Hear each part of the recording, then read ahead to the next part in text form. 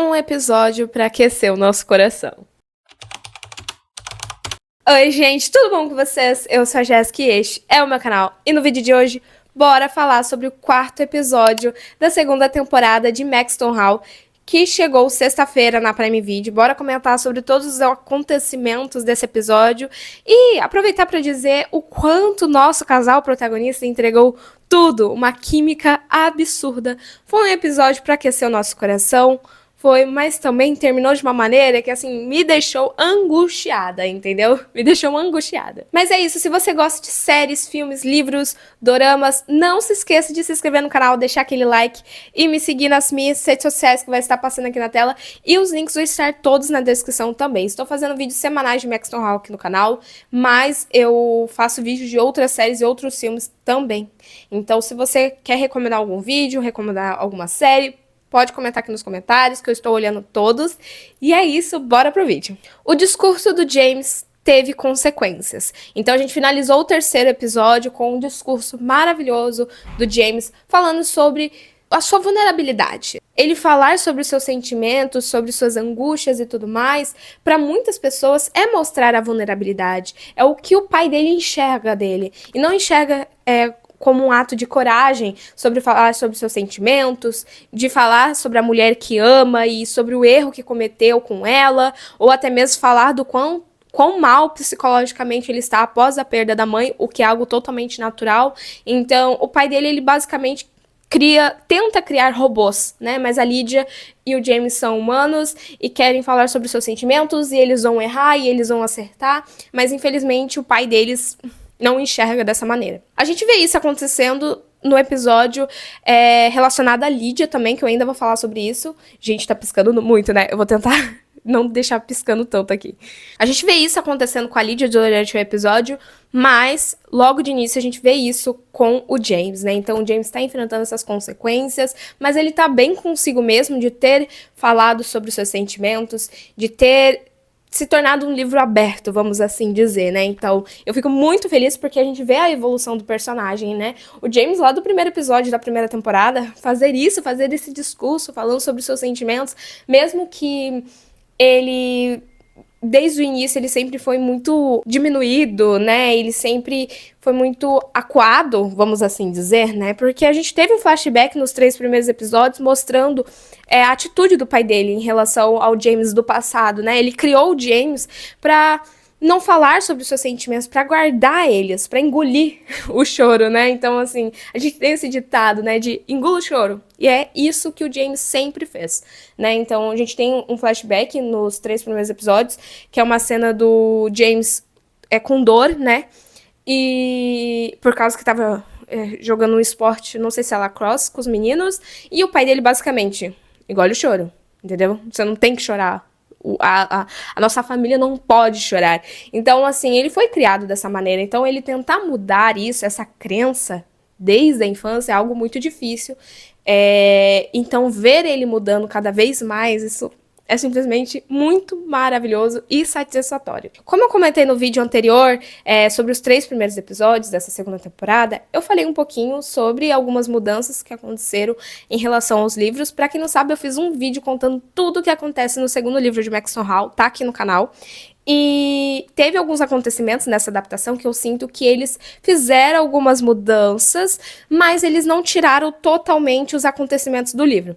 Tem muitos acontecimentos que acontecem no livro que está acontecendo na série, sim, porém está acontecendo de maneira um pouco diferente, sabe? Em contexto diferente. Então, nesse episódio a gente teve, finalmente, o James visitando a casa da Ruby, que é uma cena que tem no livro, alguns capítulos que ele fica ali na casa dela. Então, capítulos que eu falo que tem na visão dela e dele fazendo essa visita na casa dela e pela primeira vez jantando com a família dela, é algo tão especial, eu simplesmente amo, é uma das minhas partes favoritas do segundo livro, então eu amei que adicionaram na série, e esse quarto episódio um episódio que aquece o nosso coração, apesar dos dramas ali, é um episódio que aquece o nosso coração, sabe? É um episódio que a gente vê claramente o desenvolvimento do James, o desenvolvimento do nosso casal, e a Ruby sendo maravilhosa como sempre. Então o James vai visitar a Ruby e eu simplesmente amo essas cenas do início ao fim. Então ele conhece o quarto dela, ela fala, ó, Tá bagunçado, mas ela, assim, que nem doida, arrumando aquele quarto pra visita dele. Foi muito, muito fofo, muito engraçado essa cena. Então ele visita o quarto dela, conhece ali os detalhes. A essência dela tá ali também, né? Então o sonho dela sempre foi ir pra Oxford. Então a gente vê ali o pôster no quarto dela. Gente, eu não sei se vocês sentem também, mas eu sinto que o quarto dela, nessa segunda temporada, mudou. Eu não me lembrava que o quarto dela era assim na primeira temporada. Mas é que eu vi a primeira temporada na época que lançou, no dia que lançou. E depois eu reassisti porque eu simplesmente amo essa série. Mas eu não me lembrava do quarto dela assim. Mas assim, eu amo porque o quarto dela transmite muita vibe dela, né? Então o James vê isso e ele fala: Nossa, se isso daqui tá bagunçado, não quero.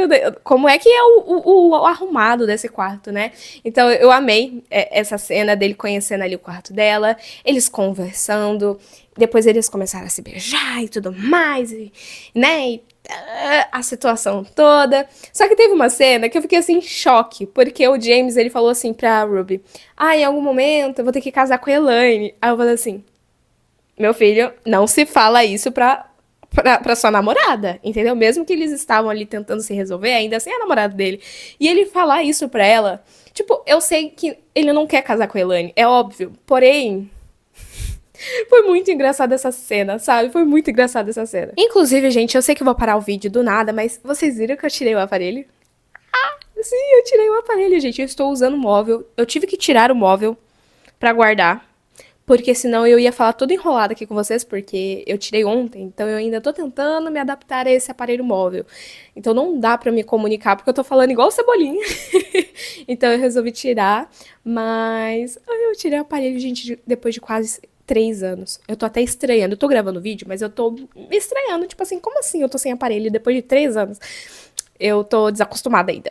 O James e a Ruby têm uma conversa ali bem sincera sobre seus sentimentos e tudo mais, e eles resolvem fingir que não voltaram. Então, basicamente, eles estão namorando de novo, mas eles não vão contar pra ninguém, vai ser em segredo. Mas esse segredo não durou muito, né? Vamos concordar. Eu amo porque a Ruby e o James é igual a boca de sacola. Tem vezes que eu tô assim, ó. Tem vezes que eu falo assim, não vou contar pra ninguém. Aí quando vai ver, não dá 5 minutos, eu tô contando sobre a minha vida. Eita, como é as coisas, eu me identifico muito com eles. E tivemos uma das cenas maravilhosas, que é o James jantando com a família da Ruby. É uma cena que eu amo no livro, eu tava muito ansiosa. No livro acontece que eles têm esse momento, o James estuda com a Ruby uma matéria da escola, ali no quarto dela também. Ele joga Jenga com a família dela, inclusive a mãe dela sempre ganhava, mas ele ganhou da mãe dela. Então, assim, é um momento muito especial e eu sinto que ali na série eles meio que resumiram um pouquinho, né? Mas ainda assim eles conseguiram colocar a essência ali, né? Então a gente teve o momento do James jantando macarrão na casa da Ruby, que é um detalhe também que tem no livro. A gente não teve ele jogando, mas ainda assim mostrou o quanto o James se sentiu confortável com eles, né? É incrível ver a diferença, né? Da casa do James para a casa da Ruby, a família, o apoio, o companheirismo, que é uma coisa que ele não tem, né? Apesar dele ter ali com a Lydia, ele não tem, assim, ele não tinha com a mãe ou com o pai, né? Apesar da mãe não ser igual o pai deles, mas ainda assim ela compactuava com muitas coisas, né? Com o marido. Então, isso acabava afetando muito os filhos, né? Então, o James só tem a Lydia só tem o James. Não tô falando em relação a Ruby, né? Que é a namorada dele, mas como a família mesmo, sabe? Com uma família. Então, o James só tem a Lydia só tem o James. Lembra que eu falei sobre o pai do James e a forma como ele reage à vulnerabilidade dos filhos e tudo mais? A gente teve uma reação dele e um diálogo dele com a Lydia nesse episódio. E a gente sabe que o pai deles não confia nada na Lydia e tudo mais, sendo que ela quer, né, cuidar da empresa e dos bens da família, né, mas o pai dele só enxerga o James para isso, e é algo que o James não quer, diferente da Lydia, que ela gostaria de cuidar dos bens da família, gostaria de cuidar das empresas e tudo mais. Ela queria fazer mais, né? Porém, o pai dela simplesmente não confia nela. E vai muito do fato de um ocorrido que aconteceu há anos atrás, quando ela tinha 15 anos mais ou menos, ela era menor de idade, ela se envolveu com um cara e esse cara basicamente só queria saber dos babados e das coisas secretas ali da família e conseguiu descobrir por ela, né? Usando ela. até que toda a família foi exposta. Então, a partir daquele momento, o pai dela não confia nela, sendo que, se a gente for parar pra pensar, não é algo que é culpa dela, né? Uma pessoa de má índole usou ela pra fazer maldade com a família. Então, ela não é culpada. Mas ele não enxerga dessa maneira. Então, a gente tem esse diálogo dela perguntar diretamente pra ele de por que você me culpa até hoje? Por que você reage comigo dessa maneira?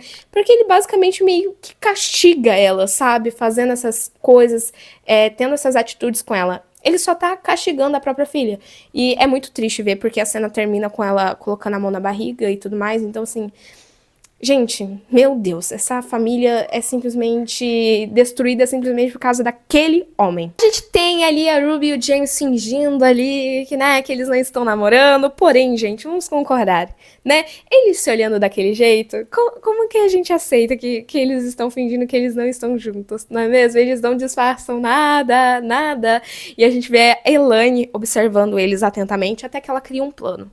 E eu simplesmente odeio aquela personagem. Gente, eu acho ela nojenta.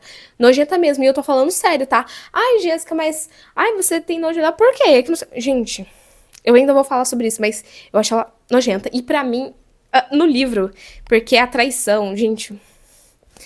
A forma como ela encurrala o James com ele... depois dele ter bebido tanto e usado várias substâncias, ela encurrala ele.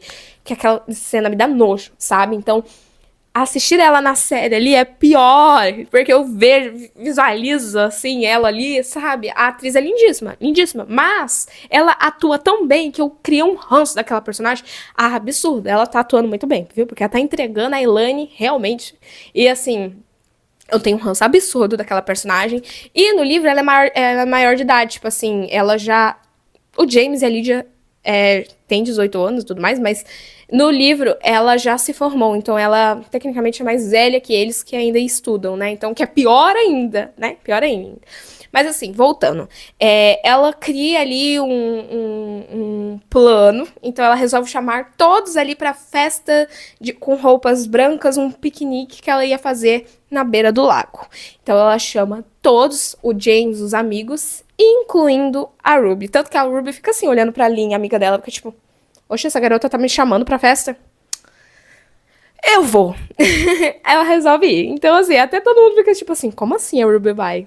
Eu amo, gente. A Ruby é maravilhosa? É maravilhosa. Estou aqui para exaltar a Ruby Bell. Porque desde a primeira temporada, essa menina, ó, não erra. Entendeu? Não erra. E pra vocês que ficam falando dos looks dela, ela tem o estilo próprio dela, tá, gente? Amo a diva, amo tudo, amo o sorriso dela, amo a personagem, amo as atitudes, porque eu vi umas pessoas criticando ela pela escolha dela de atitudes que ela teve no primeiro episódio, após ela ver ali a situação do James com a Elaine, e assim, a diva não errou, entendeu? Ela tava no total direito dela de tomar qualquer tipo de atitude, no caso, as que ela teve, né? E eu ouvi muitas pessoas reclamando, e a diva, ó, foi certeira. Certeira. Eu tô falando isso, gente, porque eu vi muita crítica sobre a personagem, e, cara, eu achei ela tão sensata, sabe? Tipo, basicamente ela viu o James beijar outra menina na frente dela, né? Aí ela foi pra casa, sofreu as pitangas, depois ela descobriu que a mãe dele tinha ido de arrasto, ela foi na casa dele, sabendo que o pai dele odeia ela, foi dar apoio à irmã dele, foi dar apoio pro James, o James, né, teve todo o suporte ali e tudo mais, só que simplesmente ela foi embora, porque chegou em um momento que ela não aguentou, e ela tá errada, gente, não tá errada, entendeu? Eu fiquei com dó do James, fiquei, mas assim, entendeu? Não dá. Ela foi muito empática, inclusive, entendeu? Ela tem o total direito dela de ter se afastado e tudo mais. Então, assim, por isso que eu amo a diva e ela é maravilhosa. A gente sabia que a Elaine não chamou todos ali pra um piquenique, pra uma festinha, principalmente a Ruby e a Lynn, à toa, não é mesmo? Ela tinha um plano e o plano era colocar substâncias ali na bebida da Ruby e da Lynn. Qual que era o objetivo dela? A gente não sabia direito, envergonhar ou coisa até pior, não sabemos, porque, né, acabou meio que dando meio certo e meio errado. Já que a Ruby não bebeu a bebida, e a Lynn sim. E o Cyril, né, que é um dos amigos do James, né, aquele personagem que divide opiniões, ele foi e bebeu no lugar da Ruby, né? Então a gente teve esse momento ali que eu fiquei aliviado, porque eu pensei, meu Deus, esse episódio tá tão, sabe, tá numa uma vibe tão leve, entendeu? Tomara que não dê ruim. Então a gente teve aqueles momentos ali da Ruby curtindo a festa com a Lynn, o James conversando com a Lister, que eu amei, e também tivemos o James conversando com a Lydia sobre o bebê, né? Os bebês, porque são gêmeos, então ele perguntando se ela vai contar pro Graham, que é o professor, sobre os bebês. Ela não pretende fazer isso.